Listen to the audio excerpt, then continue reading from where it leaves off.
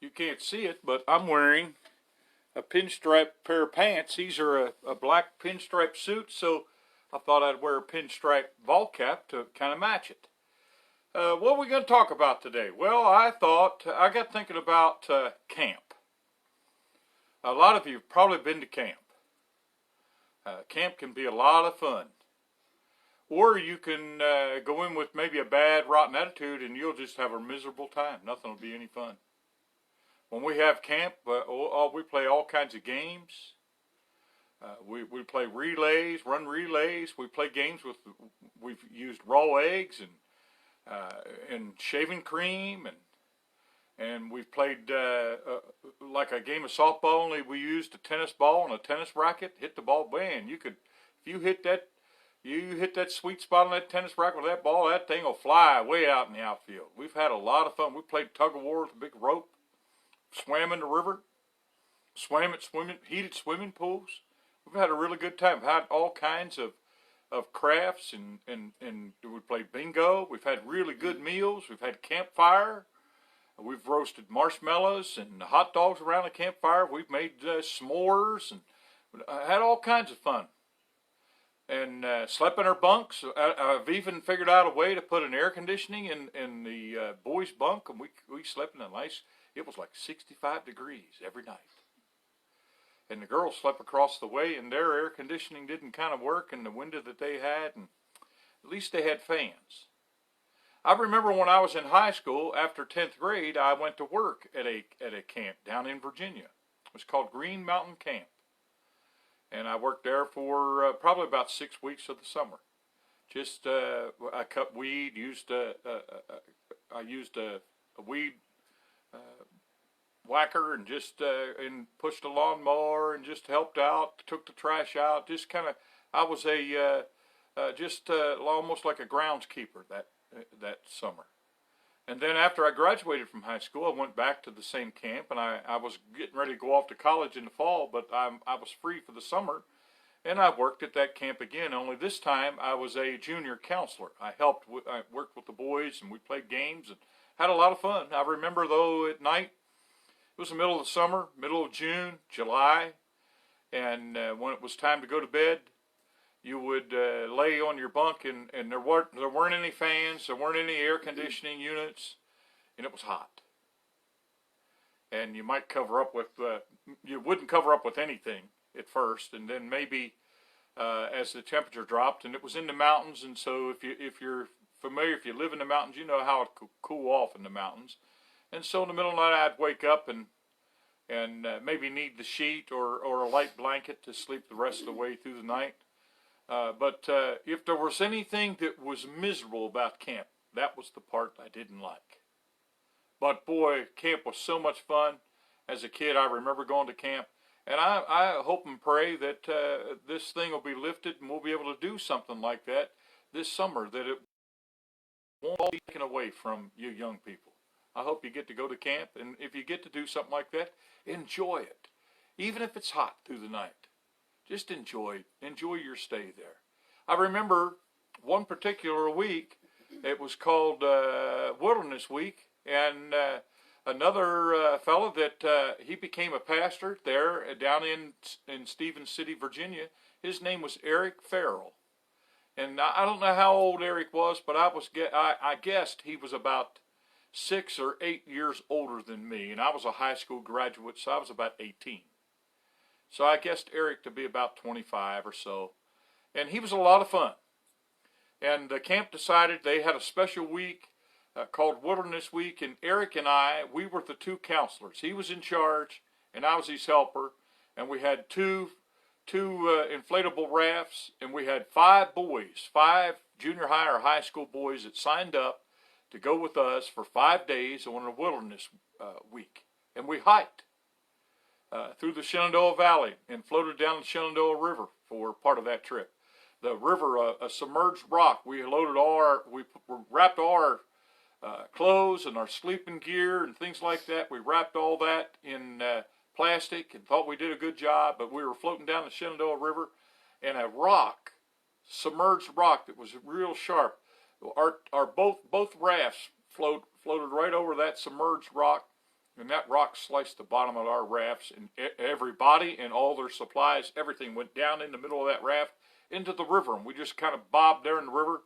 And everybody was required, everybody had a life jacket on, so we weren't afraid of someone drowning or things like that, but we had to get to the riverbank and pull our stuff, and the water had gotten in. Even though we had wrapped it in plastic, everything was just soaked.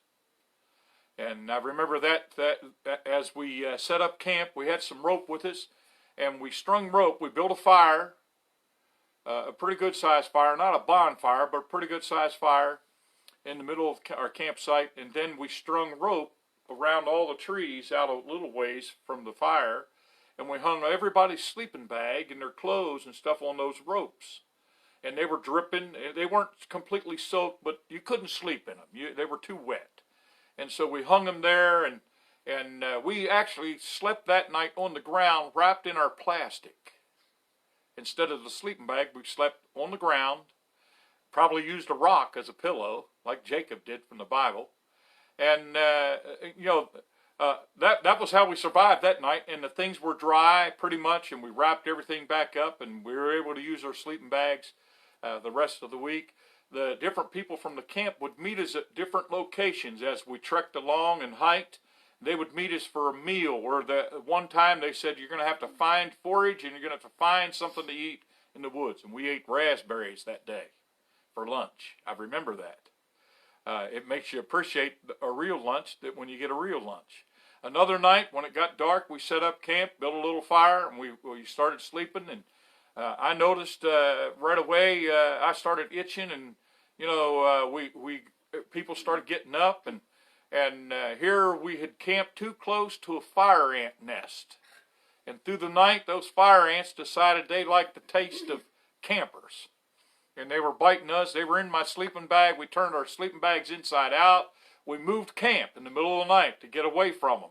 Used our flashlights and tried to get an idea of what was going on, so we could move. The very first day of that week, I almost forgot to tell you this. We were trekking along, walking.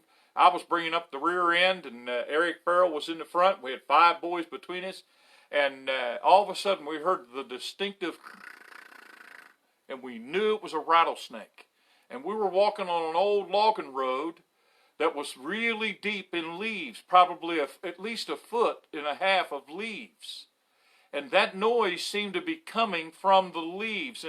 And Eric, the leader, and 4 of those other boys had already walked there, and suddenly, almost like magic, that rattlesnake, like a sidewinder, appeared he came to the top of those leaves as he was doing his sidewinding, and the boy in front of me was just stepping off as he stepped. That rattlesnake was between his 2 legs as he stepped.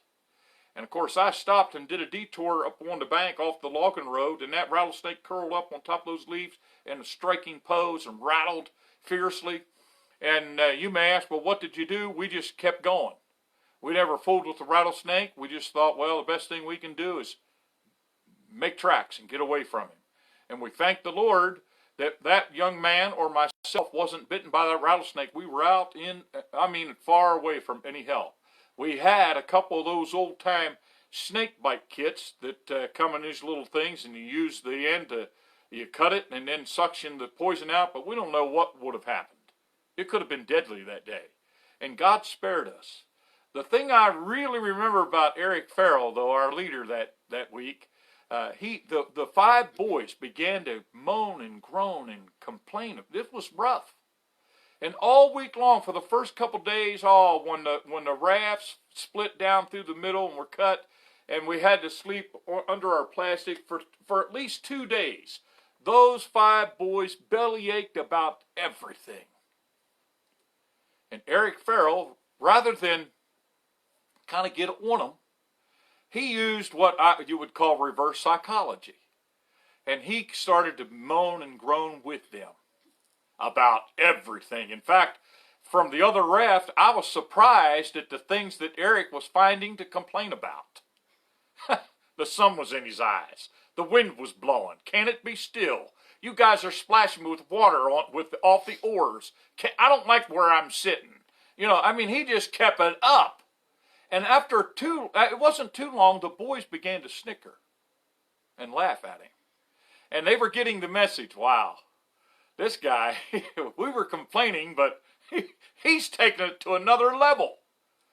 And the boys began to settle down, and before the week was out, although we had really roughed it, they were enjoying the experience. They were no longer moaning and groaning. And it's something that has stuck with me. I'm 60 and I was 18, so that's 42 years ago. And I can remember those experiences. We came back into camp, the 7 of us, we lined up as we hit the camp entrance. We showed up early, a couple hours earlier than they expected us. And we were, at lunchtime, they were going to feed us a big steak dinner. And we got there early. They hadn't really started the lunch yet. We were hungry. But as we rode up the camp path, up the little dirt path, and came up past the mess hall there where all the rest of the workers were there, and we were singing the camp song. Slap, bang, here we are again. Here we are again, here we are again. Slap, bang, here we are again at Green Mountain Camp. We laugh, we sing, we laugh, ha ha, we sing, tra-la, we laugh. We sing, and jolly things are we. Oh, slap, bang, here we are again. Here we are again, here we are again. Slap, bang, here we are again. Green Mountain Camp. Got a verse to read for you. And this is the Apostle Paul, and this is what he said. I have learned, in whatsoever state I am, therewith to be content. Some fancy words in there, but basically what Paul was saying, I have learned, wherever I'm at, whatever I'm experiencing, whether it's extra good or it's kind of tough, I have learned to be content. And if you're content, that means you're satisfied with what you've got and where you're at.